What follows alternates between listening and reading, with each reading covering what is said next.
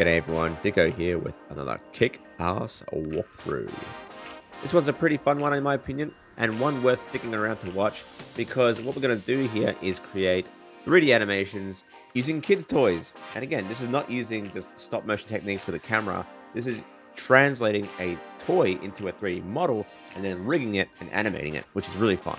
And you can do this with pretty much any photogrammetry software. So you can use it with Meshroom, which is open source, or you can use Substance Sampler, which is paid. Or if you're on the Mac, you can use something like PhotoCatch. But this video is a little bit special because we're going to be using an actual photogrammetry piece of hardware.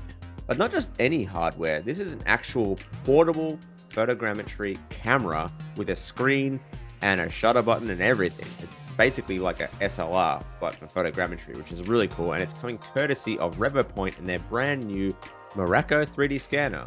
It's currently on Kickstarter at the moment, but they came in contact with me a few months ago and offered me a pre-production unit to check out and test and do all kinds of stuff with. And I've gone ahead and done that with this video here. So stick around, and while I talk about how I translate this 3D model into an animation, I'm also going to give my first impressions on the MIRACO unit itself. So how it works, what you can do with it, and what I would like to see in the future. Now, normally all you would need here is a phone camera or a digital SLR, a decently lit setup, and the toy. Now, make sure to take as many detailed photos as you can of the toy at every single angle you can think of to get the best point cloud possible. Then pump it into whatever software you want to do. It will generate the 3D mesh, and Bob's your uncle. You're pretty much on your way, and that's pretty much how most photogrammetry software works. Now, the interesting thing about the MIRACO, however, is that all of this can be done in the device itself. And this is going to be really the selling point of this particular device. And I think this is what Revopoint are banking on getting support on, this idea that you can actually do it all in one package. And I have some thoughts on that, both good and bad, and I'll get to those later on in the video. But for now, here's a little example of me just scanning something, just testing it out using a shoe that I have lying around the house. And to operate it is literally a click of a button. Like I said, there's literally only one functional button other than the power button to operate this entire camera. You just click it and it starts scanning. That's it. That's all there is to it. And in fact, the other night, I actually had to pause and appreciate the fact that I was able to recreate a 3D model from a scan while lying in bed, which is really weird. Had this device in my hand and I was actually editing the point cloud by hand in bed. And I had to tell myself, I shouldn't be doing this here, but I can. And that's really, really weird and interesting to me. But as you can tell, I've already got the 3D model from the dinosaur at the start of the video, so I'm not going to show you that at the end. Let's jump into the desktop software that comes with the Revopoint to edit the model there. Okay, so the MIRACO can actually do the entire scanning process inside of the device, but in this case, I've chosen to take the point cloud and put it into the RevoScan app. Now, a lot of what you can do in this app, you can also do in the MIRACO device, but I just wanted to show you how it works on the desktop anyway, because it's really quick and really easy to clean up your mesh. Within a few clicks, you can pretty much get a complete model, and then you can bring it into your 3D software and basically continue to refine it further. The other cool thing about this app is that it allows you to combine point clouds from separate scans, which I haven't done here, but it's there if you need it for larger models. Now, of course, once you're done with that process, you can bring it into Blender to do further revisions. Now, this is a scan that I have that is kind of incomplete. The texturing isn't perfect because I did it in a pretty poor lighting scenario. So normally when you do photogrammetry, you really want to have clean, even lighting. So here's a clearer example of a proper scan. So something with even lighting and more indicative of the quality you'd probably get out of the MIRACO after a couple attempts. And as you can see, the mesh is really high detailed and a lot better quality than the version I'm using in the sculpt you'll see in a few seconds. That's because I put a lot more care in the capturing process of this version. However, in this case, I just did it on top of my dining table at sunset, which is why you get those shadows. But also we have a few bits and bobs that we need to clean up as well. Now, of course, we have some extra mesh topology that we need to remove, but there's also holes in the mesh that we need to clean up too. And we can do that with some simple fill commands inside of Blender. And then what I really want to do is do an extra sculpt pass on top of this model to get even more detail on the mesh. Now, this is completely optional. You could technically get as clean a mesh as possible out of the RevoScan or any kind of photogrammetry app if you know what you're doing, and just go from there. With that being said, I wanted to show what would be a common representation of a sort of medium quality scan. I mean, it's not perfect, it's not great, but you can still do great things with it. And this is probably one of my first real critiques of the Miraco from the beginning, is that it's actually quite difficult to get a really clean scan because it literally picks up everything, like literally picks up everything. And it does sort of depend on you to clean it up manually. So this is definitely in sort of that more professional level of equipment. Like you don't expect it to be, it's not really a consumer grade piece of equipment, and it doesn't treat it as such either. Although the interface is easy to use, this is definitely in the realm of the ultra enthusiast or the professional user who would use this every day on the go outside on equipment that would be otherwise hard to get access in an interior space or in an enclosed space. That's where I think the Miraco is really useful. But for things like this, ironically, I find to be a little bit awkward. And the average quality that I got from the scans kind of matched something that I would normally get from an app like Meshroom, which is an open source software, so a free software. So if you are actually using Meshroom to get your 3D scans, which I assume is going to be most of you doing this for the first time, expect to do a cleanup process similar to this, along with a texture up-res pass, which I'm going to show you later in this video as well. Now, of course, if you're doing this for professional use, you would want to go with a clean a scan as possible. So more photos, or in this case with the Miraco, you want to get as many angles as you can and better lighting. And you can actually use the Miraco app to also clean up all the holes. But in this case, I kept it open to show you the process of how I would do it inside of Blender. Now, the process, again, is really simple. Simply select the mesh parts that you don't want to have inside of your model, delete them, and then for the holes, you just push F on the keyboard to fill in the holes. So there's a quick way of doing that. You just go to select by type, and choose non-manifold, and it will actually find all the holes in your mesh, select them as edges, and then you can push F on the keyboard to fill in all the holes. Really quick and easy. Now, the only thing it doesn't do very well is larger sections, so it doesn't know which way to go ahead and fill those holes, but you can go ahead and delete those parts that are problematic, and then go ahead and fix those manually. So in this case, the tail is quite gappy, so I just created a separate mesh, made a shape of a tail, and then I'm going to merge that inside with the dinosaur mesh, and then do a remesh on top of that for the sculpting process. And I'm going to do that on any part that was giving me a little bit of grief in the original scan. Also, I'm going to make sure it's completely sealed, so when I merge everything together, I can do a remesh effectively. So you're going to make sure that the mesh itself, once it's got all the holes filled, is what is called manifold. So the way you do that is make sure you basically fill in every gap you can find, merge all the geometry together, and then once you do that remesh with the remesh modifier, you can go ahead and start to sculpt. Now, of course, make sure you apply the remesh modifier first before you go on to the sculpt, but make sure you also have enough resolution to do the cleanup, as I'm doing right here. So basically, I'm just smoothing out all the parts that were overlapping and have been merged together in the remesh. And then once I'm done cleaning up all those little bits and bobs, I then move on to sculpting the detail back into the mesh.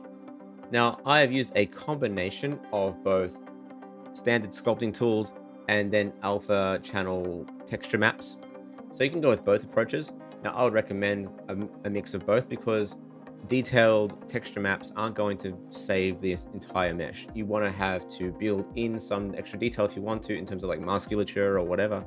But, you know, if you want to quickly add detail, like extra wrinkles or extra scales and stuff like that, then that's when the alpha brushes come into play. But those sort of macro details, the larger details, you can probably get away with just using the standard Blender set of brushes.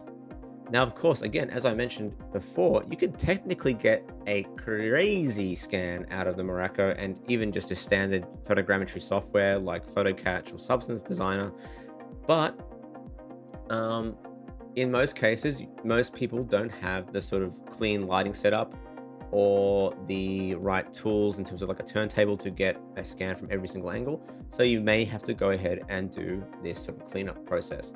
Now that's completely valid, completely normal. And in most cases, you're going to have to do it anyway, especially if you're going to up-res something from something that is relatively small in scale in real world terms and blow it up to be like 2 meters tall. You're going to have to add that detail back in anyway. So me going through the sculpting process isn't a way of sort of hiding the detail that didn't come through with the scan. It's more about enhancing the mesh as it was from the scan to make it applicable to my needs as an artist. Now, this is one of those things that is sort of a catch when it comes to the expectation that a lot of people who first start doing this sort of thing have on the equipment or the tools that they use to try and get this stuff done. And this is inclusive of, say, motion capture or any sort of automated tools like photo scanning, etc. Because they have this expectation that the first time you click is when you get the best result possible. And that's just not the case with anything like this. It's more of a framework or a basis to build upon. So always when you are going to think about buying into one of these ideas or buying into just even downloading apps that help you get this sort of stuff done, you need to understand that you still have to put in the work and do this sort of process to get the best result possible. Being said, the cool thing about photo scanning in general is that you get an awesome base to start from. You don't have to start from nothing. You can try anything. You can, if you want to up-res a shoe or model a portrait or something like that, you can scan someone's face, you can scan a statue, you can scan some clothing, you can scan a product, whatever, and then you can enhance it in 3D after the fact. Now, that's a great place to start from when you don't really want to have to sculpt anything from scratch or build anything from scratch. You can then build from something that already exists. And the other great thing is that you have realistic sort of scale and detail balance factors that you can put into the model already baked in. Now, this particular model was an asymmetrical model. Now, I could technically rig it asymmetrically and be done with it and move on. But in this case, I actually wanted to try and see what would happen if I just mirrored the mesh, and it actually worked pretty good. Now, this is just using the mirror modifier, and all I needed to do to fix it, really to fix the asymmetry, the symmetry problems, is just move the mesh closer together inside of the world space and basically get that overlapping of vertices to sort of get that merge going on. And then once I was happy with it, like Bob's your uncle, I got a symmetrical model ready to rig, which is pretty cool. Now, of course, I need to apply that mirror modifier and then fix up any other attributes, but it worked really well. And then if I wanted to continue the sculpting process, I just added a fresh remesh and then started to clean up any other sort of eccentricities in the mesh itself. So the legs were a bit bent, for instance, so I fixed that up. And then again, another remesh, and then a fresh pass of detail at the end of that, fixing up the tail, fixing up some other details like that. And then we're pretty much done. Now, there were a few things I wanted to add myself onto the mesh that weren't in the original model. So I wanted to add individual teeth, because obviously with a rubberized little toy, the detail of the teeth are basically just painted on.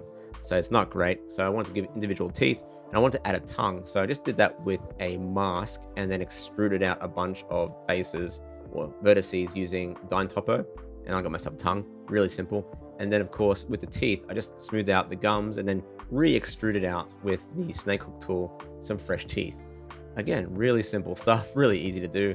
And again, if I went through this whole process, it would still take hours to go through it all, step by step. But in this case, you can kind of see what I'm doing relatively simply. And again, it's not that complicated to go ahead and extrude out some teeth. Now, what I did here is use Dine Topo to add more detail in teeth, like little striations and stuff. Now, you wouldn't actually see this in the render all that much, but I thought it was kind of cool that I could do that. Now, how do you know when to stop the sculpting process? Now, that is pretty much up to you as an artist. Whatever you're creating, you just tell yourself, what kind of detail do I need to achieve the look that I want in this particular animation? And you kind of just go from there. Now, you don't have to have ridiculous detail. You don't have to go crazy with all kinds of stuff. You just do whatever it is you need for the shot and then just move on from there. Now, in this case, I kind of did the whole body just for fun. I wasn't sure what I was going to do with the animation in the end, but that being said, again, I was able to hide a lot of that detail with the right kind of lighting setup to sort of fake it as well. And this is what I came up with at the end. And I was pretty happy with this, actually. The detail is pretty sick. It's really cool. That being said, it's still kind of toy-like. So I decided to reflect that in the animation at the end with this sort of stop motion style of movement. Now, before I move on to the next phase of this process, I just want to show off what you actually get in the box with the Miraco. So you get quite a lot. You get a lot of tracking markers, tons of them of all sorts, which is great. You get a turntable, which again is an absolute lifesaver for scanning objects. And you get a sample bust to test the Miraco with. And of course, you get the device and all the other wires that you need to connect that up. Now, all those tracking markers are actually going to be really useful because it helps get a better scan, because it gives the parallax needed to match things up a little bit better. And it generally allows for the software to situate itself in regards to what the model is versus what it's situated within. Upon opening the box for the first time, I was actually really impressed by not only the industrial design, so it had these two grips, which was really cool. It also felt solid enough, but it does have a bit of a plasticky feel to it overall. It has a all plastic build and no real weather sealing. Even the USB port is completely exposed. There's no little flap to keep it from getting dust into it or anything like that. And at the price point that they're pitching this thing at, this is something that I would personally like to see, especially when they are marketing this thing as being something that you can use outdoors. But I'll continue to give my final thoughts at the end of this video. But for now, I'm going to jump back into the texturing process of this dinosaur and really have some fun with it. All right, so getting into the texturing side of things, I actually kept it within the sculpt mode in Blender. So within Blender itself, you actually have vertex painting directly in the sculpt mode now. And the cool thing about this means that it's really fast, it's really performant, and really responsive when you're actually painting. Now, for those who don't know what vertex painting is, it's different from traditional texturing where you need a UV map and a texture map. In this case, you are actually assigning every vertex of the model with a color value. Now, the cool thing about this means that if you have a high poly model such as this, like a scan or a sculpt, you can effectively create all the colors you need for your model without actually having to do any retopo, any texturing, or any real UV unwrapping. Now, the downside to this, of course, is that you need to have that ultra high poly mesh. So if you have a slower computer that can't handle those sort of poly counts, then you might have an issue with this sort of methodology.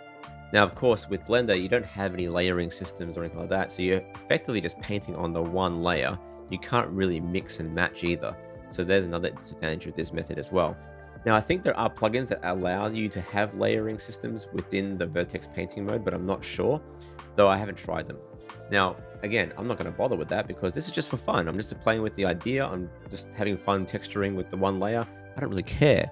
The other thing as well is that I'm going to be lighting this in a way that I don't really care about the detail either, because it's going to be shrouded in darkness and all sort of thing. So basically the audience isn't really going to notice any minute details that I'm overlooking in this animation. Now, that being said, of course, the detail that I'm adding here is still greater than the actual model that I have on hand, the actual toy, because the toy is like 5 centimeters tall. I'm still adding more color information, more shadowing, more detail in the skin, that sort of thing. So the poly count is supporting that. It's just that if I want to go into even more detail, like having tiny veins and crap like that, then of course it's not going to be able to do that. Now, that being said, of course, you can technically take this model with the vertex information and then bake that color information down to a texture map that is going to be projected onto a UV unwrapped version of this sculpt. So you could go ahead and then on top of this, add the details that you need onto a high resolution texture map. So there's that option too. I'm not going to go do that with mine, although in the final version, I have baked it down to a UV map just to make it a little easier to render with Eevee. But that being said, you can still render this out with cycles without doing any baking at all. It's just that I needed to bake down the extra bits and bobs that you will see in the material setup to make it work in Eevee.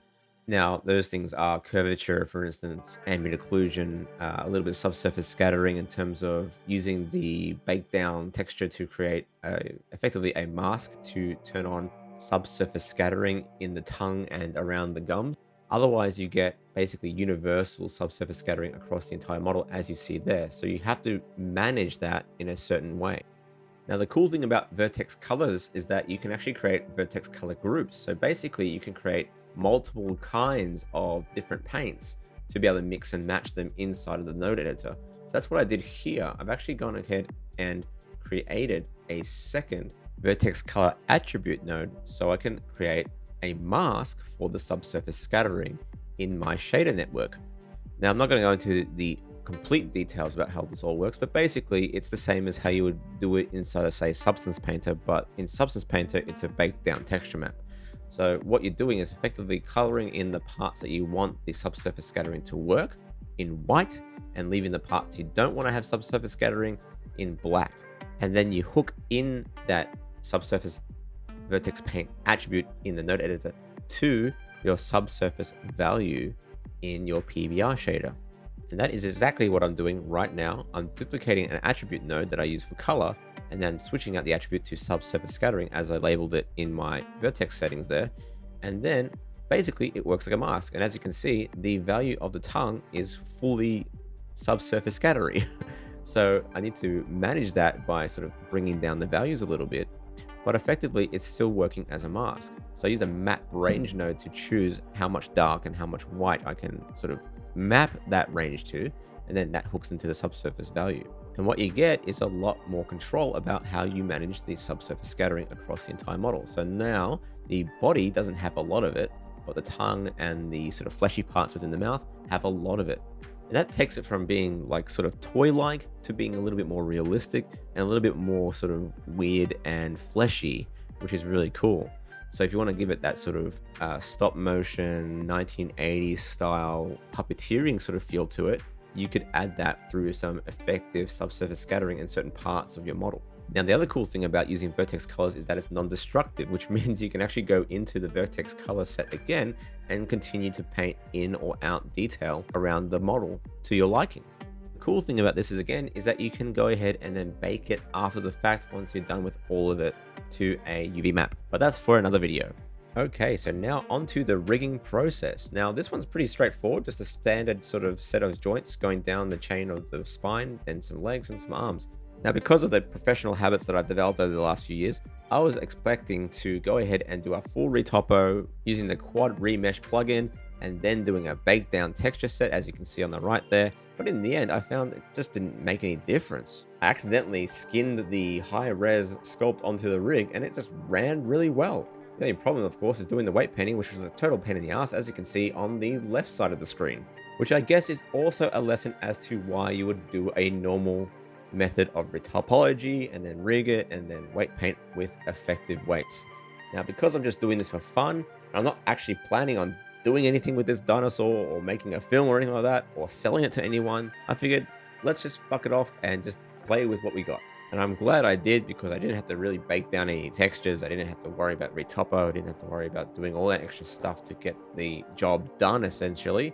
And I got to have fun with the animation and the lighting and the rendering and all that sort of stuff that is really fun to do because it brings your character to life. Now, would I recommend this for professional workflows? Of course not. But for me and for this project, why the hell not? Okay, so now for the final part of this project is to make it feel like stop motion.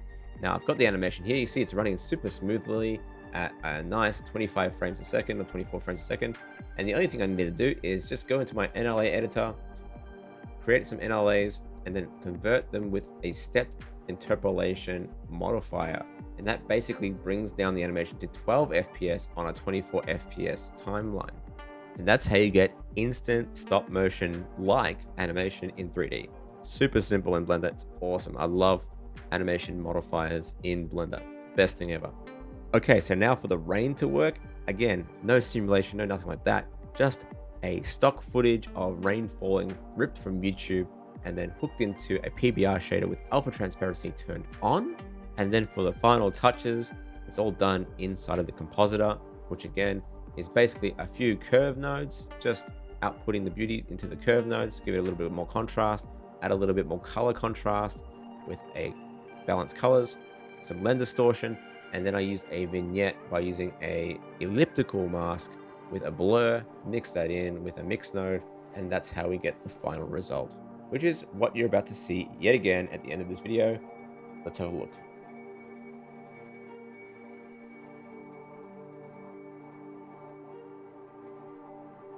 All right, so what do you think? I think it looks pretty fucking awesome, personally. I think it looks really fun. I really enjoyed the process. But that being said, did I have to go through all that effort to get this result? Now, that's where I say maybe. Maybe. The reason being is that when I tried to scan this dinosaur using my camera with a macro lens, and then I put it into photo catch, this is the result I got. Holy crap. Now, you may have noticed a cheeky little recording at the start of this video where I was doing that in photo catch, and this is the actual result from photo catch with the actual footage that I took of me taking those photos. And the results kind of speak for themselves. It is absolutely insane. Absolutely insane. Now look at the detail here. Now, of course, I haven't cleaned this up. I haven't done anything. This is straight out of the app. It is pretty much flawless. And if we look at the geometry, again, a decent level of density, a decent level of detail. But even if you look at the textures with all these fancy lighting turned off, even picked up the detail of the model number, which is insane. So yeah, I don't think that I would have had to do all that cleanup at the very least. I would have had to sculpt it over again. I would have had to paint in some more details. But the position in which I would have had to start the whole process, I would have had a lot more done much quicker without having to do all that cleanup on the mesh. And arguably, I would have had to spend less time as well sculpting back in detail into this mesh so I can get to the rigging and animation phase. Okay, so I need to give a little bit of a silver lining here. So to show this scan is a little bit disingenuous when comparing to something like the MIRACO. The reason being is that the Mac, or the Mac OS itself, actually has software inbuilt into the actual operating system itself that developers can hook into to create photogrammetry software. So the OS itself with Apple products, it has photogrammetry algorithms inside the software baked in, which allows it to create these amazing scans that isolate themselves, that stitch things together really well, and create these amazingly detailed 3D models. It is in fact one of the key reasons why I converted from PC to Mac, just so I can do this sort of stuff for my work. Now, I've done a lot of photogrammetry in the past for like shoes and stuff like that for advertising, and I could never get a really great scan. Not a great enough scan that I can just convert into a product that I can then turn into an animation. Nowhere near that until I got the Mac. Now, this doesn't exist on Windows. It certainly does not exist on Linux. And even if you wanted to do that on Windows or Linux, you need to use a cloud service to get this kind of results, which sucks. Why would you want to do that? So when you look at something like the MIRACO, that is handheld, that is remote, that is disconnected from the internet, that can work remotely, that can work on ultra large objects and combine multiple point clouds together to create one single 3D mesh, is something that I think would excite a lot of people that are in that world. So if they are doing photogrammetry as part of their profession on the daily, then that is something that is worth looking into and possibly investing into. But if you're a hobbyist or someone who is just scanning everyday objects for a 3D animation such as this, then I would say the MIRACO is probably less suited for you. If you're an industrial designer or someone who does 3D printing, that's where the MIRACO sort of lives. I think that's where the world of MIRACO should be sort of considered. And that's my opinion coming from off this project and all the sort of little hurdles that I had to overcome. It actually took quite a while to get a good scan out of the MIRACO for this particular model. Now, that being said, the Revopoint team is constantly updating the MIRACO. So as I was just about to publish this video, I finished editing everything. They came out with an update, and what we have here is an increased fidelity out of the scans already. And this is just after a few weeks of updates. So this is the sort of result I would normally get with the continuous mode, which is basically a video mode when scanning with the MIRACO. And then they recommended to me to try using the single shot mode. And as you can see, the detail here is incredible, actually incredible. And it's actually better than what you can see than the PhotoCatch app. You can see here, especially around the feet, there's quite a lot of detail there retained, whereas with the PhotoCatch app, a lot of that's being missing. Even the wrinkles around the stomach are really noticeable there. And even to the point where we start to get some detail in the label there in the mesh itself, which is really, really cool. So that being said, this thing is always being updated, which is really cool. And the team at Revopoint have been really communicative and really helping out with any problems that come across, and also providing any advice on how to scan things a bit better as well. So I'm going to keep on using it. I'm going to keep on trying to experiment with different objects and different props and see how I go. So yeah, I think it's an interesting product. I'm gonna keep using it for now until they bring out the final version with the final software, and then I might give my thoughts again in the future because there's plenty of stuff I can experiment with this thing, and I look forward to doing some more. So you may hear me talk about it a little bit more in the future. If you are interested in the Miraco, check out their website, check out their Kickstarter, and yeah, it's a great sign for the future to be able to do this sort of stuff in such a small portable device. And that's my final thoughts for the time being. I hope you enjoyed this video. Thank you for watching. If you enjoyed this video, please subscribe, please like, please share, do all those sort of things. And if you want to support the channel even further, feel free to sign up for my Patreon or memberships where you get Discord privileges, source files, and all the other good stuff that you expect with that. Okay, with that being said, catches, have fun, see you later.